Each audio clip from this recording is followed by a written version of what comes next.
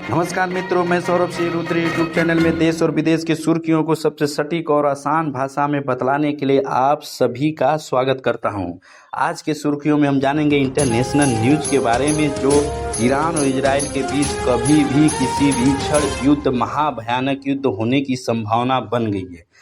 कैसे बनी है ये बताता हूँ। सीरिया के राजधानी दमस्कस में ईरान के वाणिज्य दूतावास को इजराइल ने F-35 फाइटर जेट से उड़ा दिया गोला बारूद से।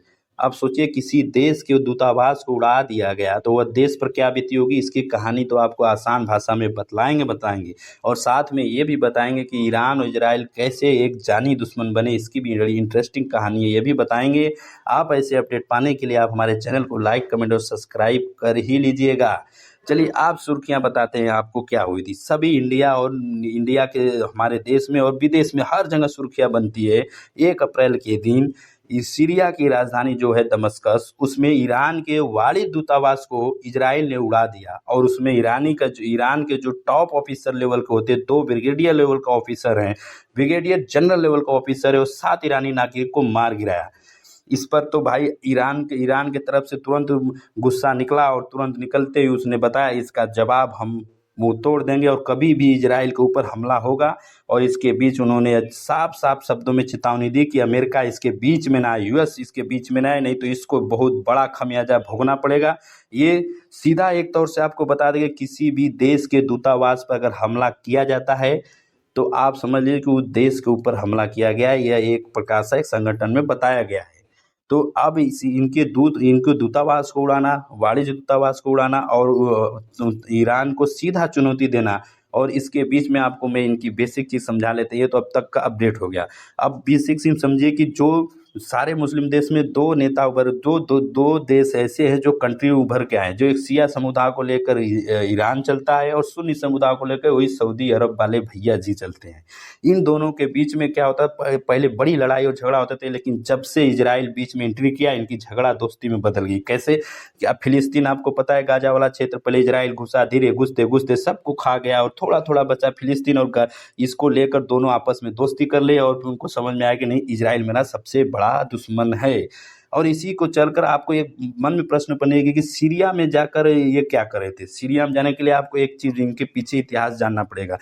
1997 में के पहले जो ईरान में जो राष्ट्रपति रहते थे, वो सभी यूएस के भी समर्थन थे और इजराइल का खास दोस्त थे। हाँ, आप चौंक जाएंगे, क्यों?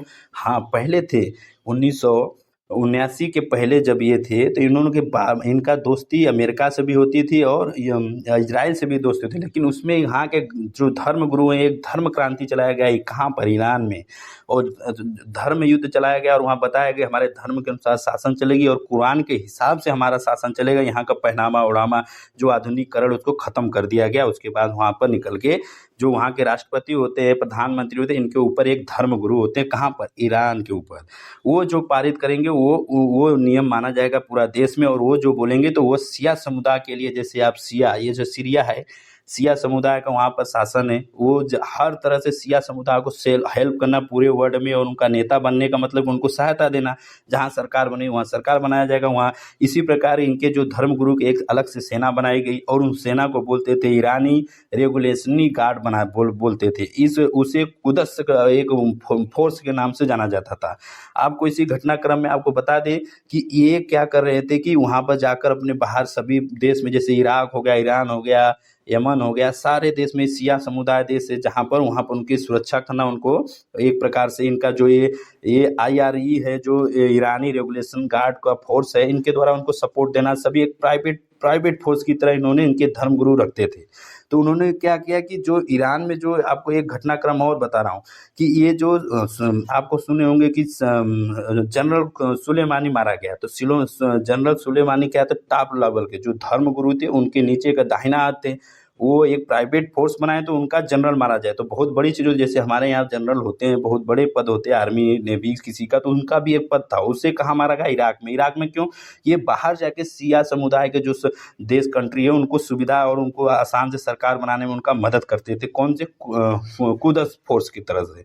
तो वहाँ पर मारा गया। तो वो किसके जरिए मारा गया? यूएस और ट्रम्प थे, 2020 में मारा गया, ट्रम्प के शासन में मारा गया था, इजराइल ने मार गिराया था। इस घटना तक क्रम चलती चलती रहेगी, लेकिन इस बार जो युद्ध हुआ है सीधे आमने सामने हुआ है। सीधे बताओ किसी देश के दूतावास को उड़ा दिया जाएगा तो उस देश का आदमी क्या सोचेगा। तो अभी तो रमजान का महीना चल रहा है, इसको हम मेरे को बीतते ही कुछ ही क्षण में देखना आपको ये न्यूज मिलेंगी कि ईरान ने इजराइल पर अटैक कर दिया। और फिलहाल इजराइल भी तो अपने सभी 28 दूतावास को बंद कर दिया और अपने हाई अलर्ट कर दिया, जो अपने देश में सर्विलांस को चालू कर दिया। ये सारी घटना को देखते हुए ये चौकन्ना होगा कि अब ईरान घटनाक्रम में भाग लेगा। इसमें ये देखने वाली बात है कि अमेरिका क्या इनके बीच में आएगा या इनका युद्ध चलेगा। युद्ध तो पक्का होगा। देखिए ये सामने सामने, अभी तो पीछे से वार कर रहे थे, लेकिन इस बार जो हुआ वो सामने तो सामने हुआ है। इसलिए अपडेट देने के लिए आपको हमने बताया। कैसे लगे लाइक कमेंट सब्सक्राइब जरूर करके बताइएगा। धन्यवाद।